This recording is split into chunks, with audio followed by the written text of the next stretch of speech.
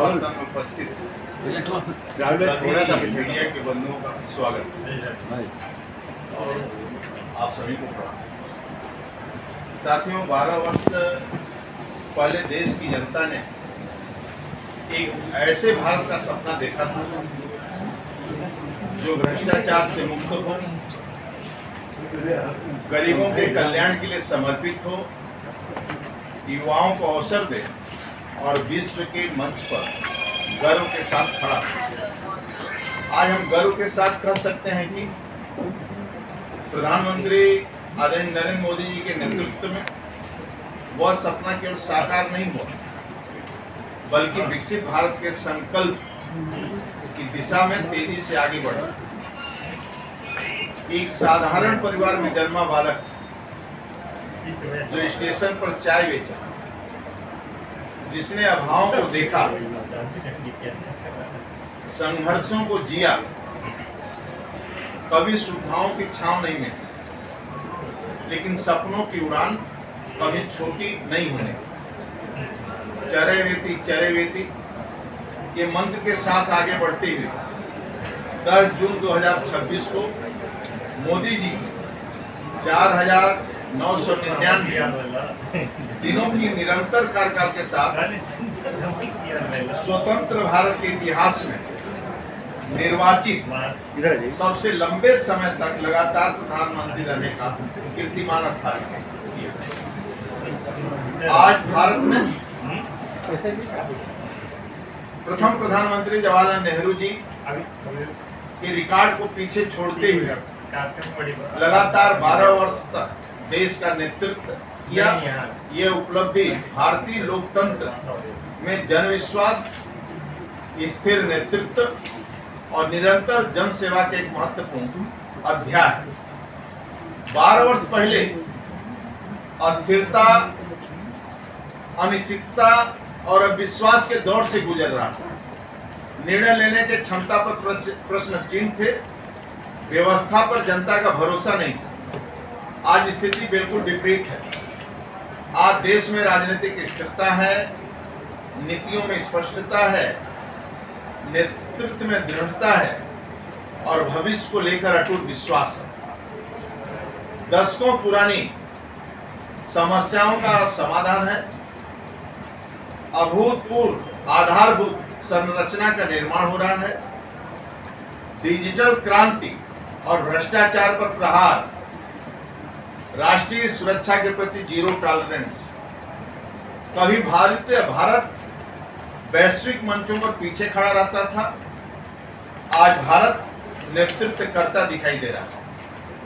2014 में 2014 में देश परिवर्तन चाहता था। 2026 में देश उस परिवर्तन के परिणाम को देख रहा है। 2014 में जनता ने उम्मीद के साथ मतदान किया था। आज जनता, वही जनता विश्वास के साथ आदरणीय मोदी के नेतृत्व में खड़ी है। इसके पीछे का कारण है कि मोदी जी ने मूल समस्याओं पर काम करना शुरू किया। ये 12 वर्ष की यात्रा केवल आर्थिक उपलब्धियों की कहानी नहीं है, ये गरीब के सम्मान की कहानी है, ये महिला सशक्तिकरण की कहानी है, यह किसानों के आत्मविश्वास की कहानी है और नौजवानों को अवसर देने की कहानी है। उद्देश्य जन कल्याण और भागीदारी, विचार लाभार्थी नहीं भागीदारी। संकल्प ऐसा कोई पात्र न बचे जो केंद्र और राज्य सरकार की योजना का लाभ न ले सके, यानी पंक्ति के अंतिम व्यक्ति तक लाभ पहुंचे। पहले एक प्रधानमंत्री कहा करते थे, 1 रुपया देश से चलता है तो 85 पैसे बंदर बाट हो जाते हैं, 15 पैसा गांव में पहुंचता था।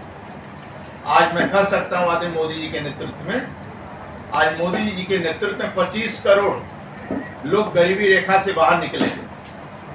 प्रधानमंत्री आवास योजना के तहत 4 करोड़ लोगों का अपना घर है, एक गरीब का।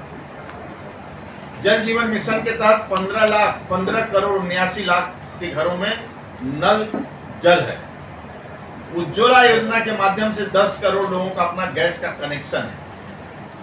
स्वच्छ भारत मिशन के अंतर्गत 12 करोड़ लोगों का अपना शौचालय है। मित्रों, आयुष्मान भारत की योजना के तहत 5 लाख का आयुष्मान का कार्ड, 42 करोड़ से अधिक कार्ड बटे हैं और 11 करोड़ लोग उपचार प्राप्त कर चुके हैं, जो गरीब के सामने बेबसी और कर्ज से बचाया गया है।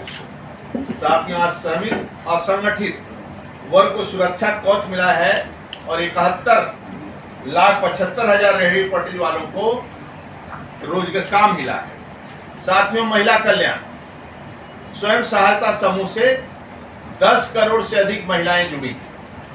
मुद्रा योजना से 35 करोड़ से अधिक महिलाएं लाभ मिला है। मातृवंदना योजना से 4 करोड़ से अधिक महिलाओं को सहायता मिली। बेटी बचाओ बेटी पढ़ाओ मोदी सरकार की एक महत्वपूर्ण योजना में बाल लिंग अनुपात में सुधार हुआ है और बेटियों की शिक्षा को बढ़ावा देने पर केंद्रित किया गया।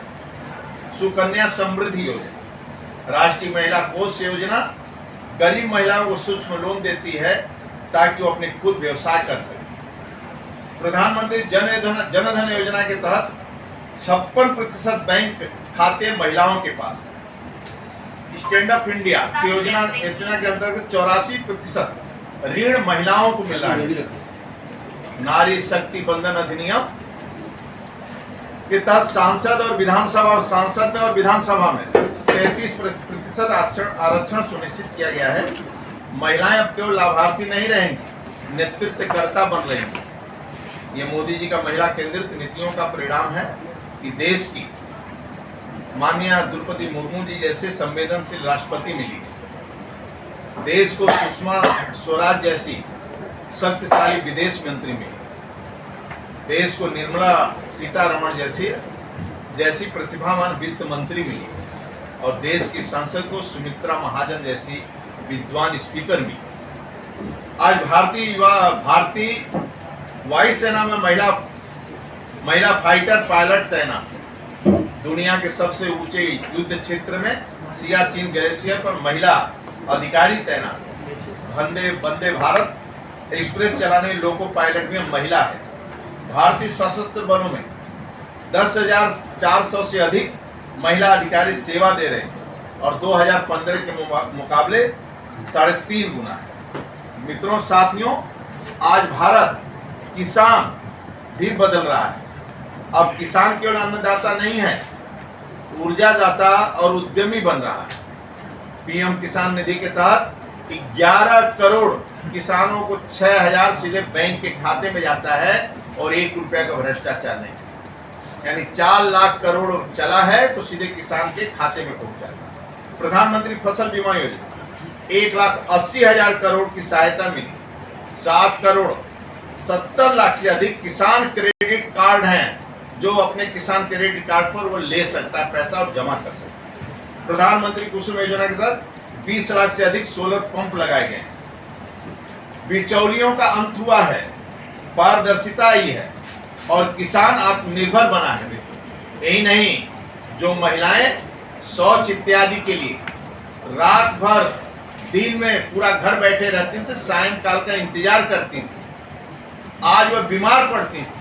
आज यही गोरखपुर में बीमारी के कारण लोगों से अस्वच्छता जल के कारण आज बच्चों की मृत्यु जापानी बुखार से नहीं होता है। स्मार्ट कृषि 26 करोड़ किसानों को सोयल हेल्थ कार्ड वितरित किए गए। इसका उपयोग करने वाले किसान प्रति एकड़ 30,000 रुपए की बचत कर रहे हैं।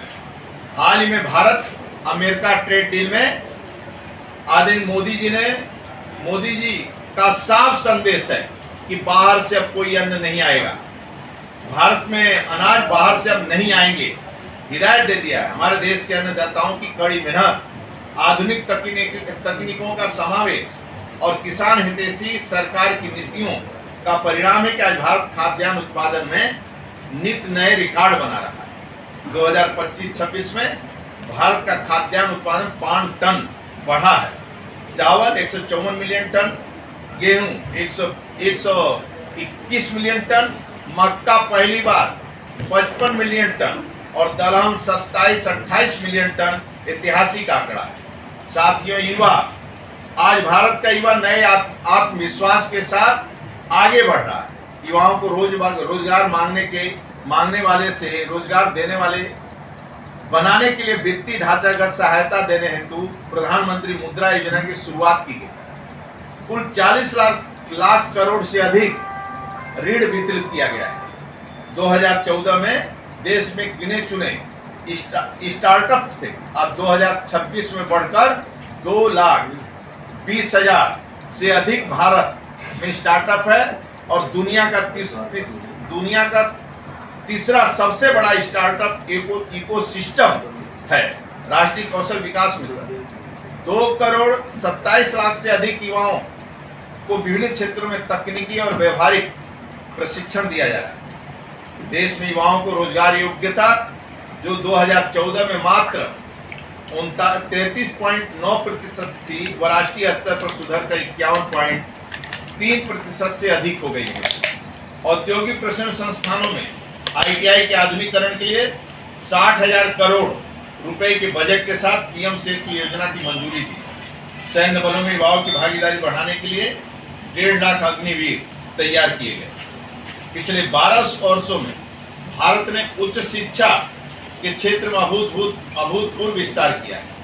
आज गर्व के साथ कह सकते हैं कि 2014 तक देश में केवल 14 IIT, आज देश में 23 हो चुके हैं IIT। 2014 के पहले 13 IIM, आज 20 IIM।